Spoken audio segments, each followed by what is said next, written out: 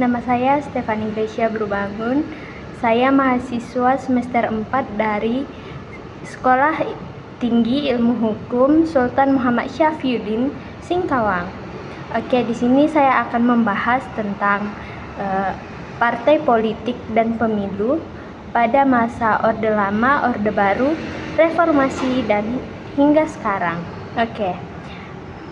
Pertama-tama kita membahas era Orde Lama, yaitu pada tahun 1945 hingga 1966, di mana dinamika liberal hingga otoritarianisme terpimpin, yaitu pasca proklamasi kemerdekaan, Indonesia tidak langsung memiliki sistem kepartaian yang mapan. Atas usulan Wakil Presiden Muhammad Hatta, melalui maklumat pemerintah 3 November 1945, Indonesia resmi menganut sistem multipartai. Keputusan ini diambil agar Indonesia dipandang sebagai negara demokratis di mata internasional. Pada periode 1950 hingga 1959, Indonesia menerapkan sistem demokrasi liberal dengan kabinet parlementer. Akibatnya, partai politik memegang kendali penuh atas pemerintahan, yang sayangnya memicu ketidakstabilan karena sering terjadi mosi tidak percaya yang menjatuhkan kabinet. Dan di tengah ketidakstabilan tersebut, Indonesia berhasil menyelenggarakan pemilu 1955 yang hingga kini diakui sebagai salah satu pemilu paling demokratis dan bersih. Pemilu ini dibagi menjadi 2 tahap, yaitu tahap pertama pada September 1955 untuk memilih anggota DPR, dan tahap kedua pada Desember 1955 untuk memilih keanggotaan konstituante atau Dewan Penyusun Konstitusi baru. Lebih dari 30 partai dan 30 kandidat independen berpartisipasi. Hasilnya memunculkan 4 besar kekuatan nasional, yaitu PNI Nasionalis, Masyumi Modernis Islam, Nahdlatul Ulama Tradisionalis Islam, dan PKI Komunis. Namun, konstituante gagal menyepakati dasar negara yang baru karena perdebatan sengit antara kubu nasionalis dan kubu Islam. Melihat kebuntuan konstitusional tersebut, Presiden Soekarno mengambil langkah drastis dengan mengeluarkan Dekret Presiden 5 Juli 1959 yang membubarkan konstituante, mengembalikan Undang-Undang Dasar 1945, dan memulai era demokrasi terpimpin.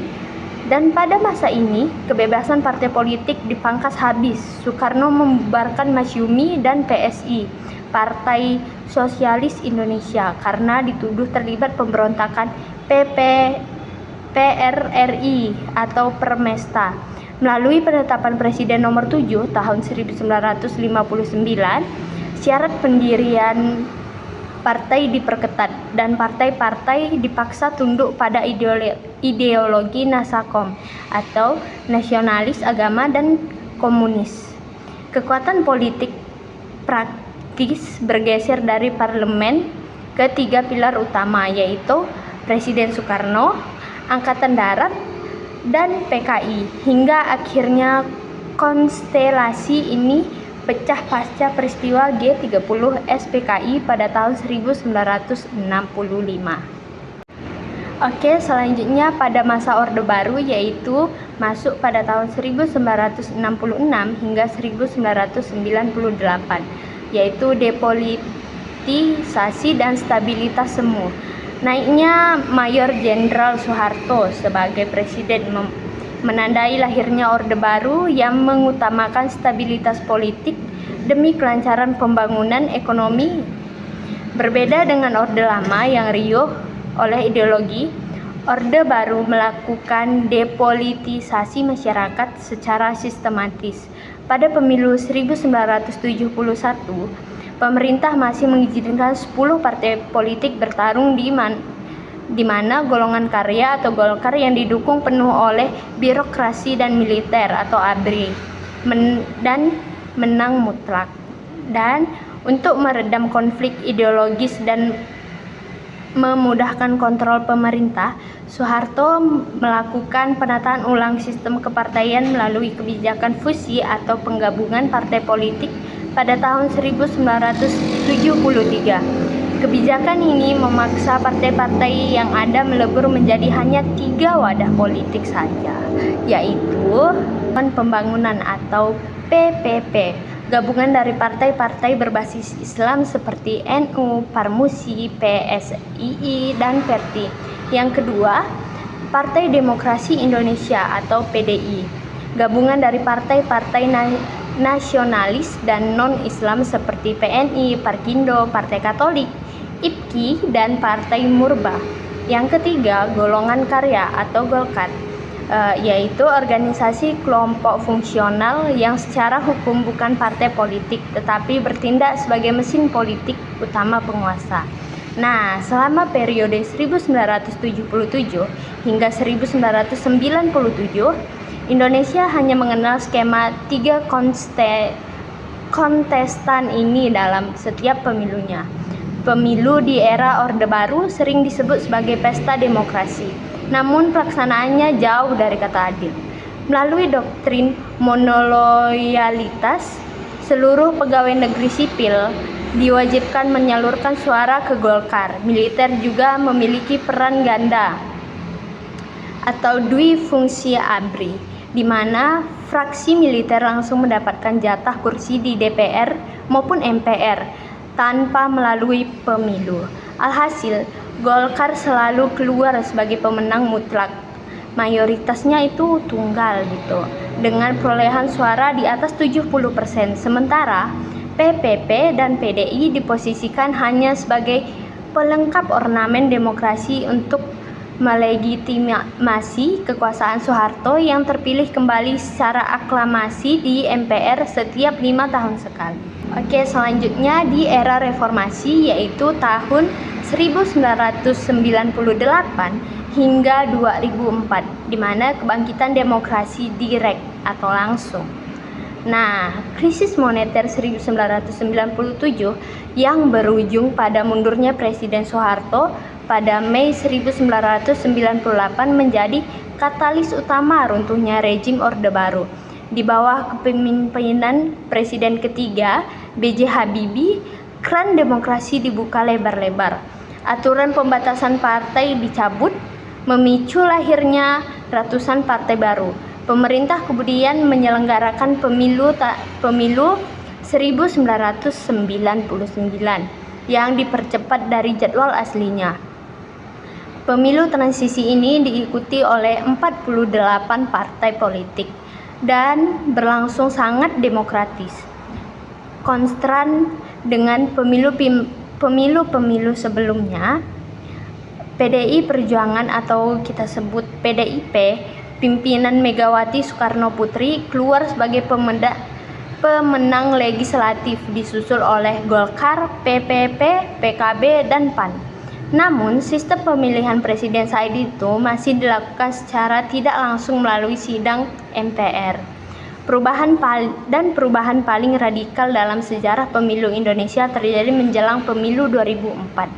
Melalui amandemen ketiga Undang-Undang Dasar tahun 1945 pada tahun 2001, Indonesia sepakat untuk mengadopsi sistem pemilihan presiden secara langsung, yaitu Pilpres, oleh rakyat untuk pertama kalinya.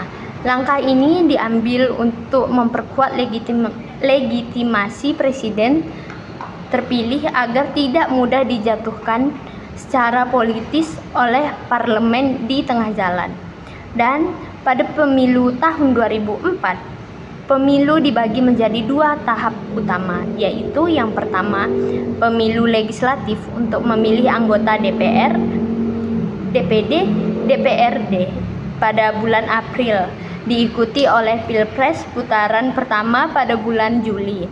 Karena tidak ada pasangan calon presiden yang meraup suara di atas 50%, digelar Pilpres putaran kedua pada September 2004. Pasangan Susilo Bambang Yudhoyono atau kita sebut SBY dan Yusuf Kala akhirnya terpilih sebagai presiden dan wakil presiden pertama yang dipilih langsung oleh rakyat Indonesia. Sebuah pencapaian transisi demokrasi yang mendapat pujian luas dari dunia internasional. Oke, selanjutnya di era kontemporer, yaitu pada tahun 2004 hingga saat sekarang ini. Sistem proporsional terbuka dan pemilu serentak. Sejak tahun 2009 hingga saat ini, landscape politik pemilu Indonesia terus mengalami penyempurnaan regulasi demi meningkatkan kualitas keterwakilan rakyat. Salah satu perubahan penting adalah penerapan sistem proporsional terbuka secara penuh pasca putusan Mahkamah Konstitusi menjelang pemilu 2009. Berbeda dengan masa lalu di mana pemilih hanya mencoblos logo partai atau sistem tertutup dan penentuan caleg terpilih diatur berdasarkan nomor urut buatan pengurus partai. Sistem proporsional terbuka memberikan kebebasan kepada pemilih untuk mencoblos langsung nama caleg mereka sukai di lembar suara. Caleg yang memperoleh suara terbanyak di daerah pemilihnya secara otomatis berhak menduduki kursi parlemen. Evolusi terbesar berikutnya terjadi pada pemilu 2019, di mana untuk pertama kalinya sejarah Indonesia menyelenggarakan pemilu serentak 5 kotak. Pemilih yang datang ke tempat pemungutan suara atau TPS langsung memberikan 5 suara sekaligus untuk memilih presiden dan wakil presiden, anggota DPR RI, DPD RI, DPRD provinsi, serta DPRD kabupaten atau kota secara bersamaan di hari yang sama. Kebijakan ini didasarkan pada putusan Mahkamah Konstitusi nomor 14 /PUU strip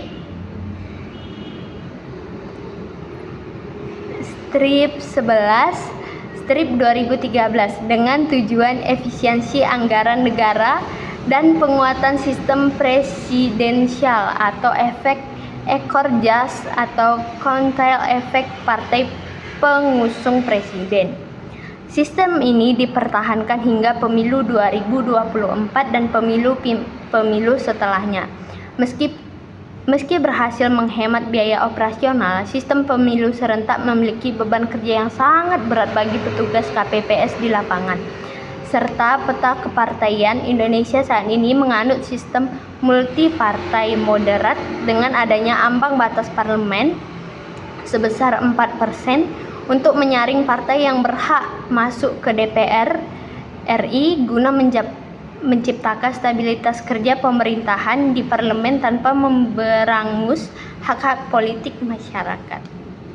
Oke teman-teman, jadi penjelasan saya cukup sampai di sini. Terima kasih sudah menonton. Dadah.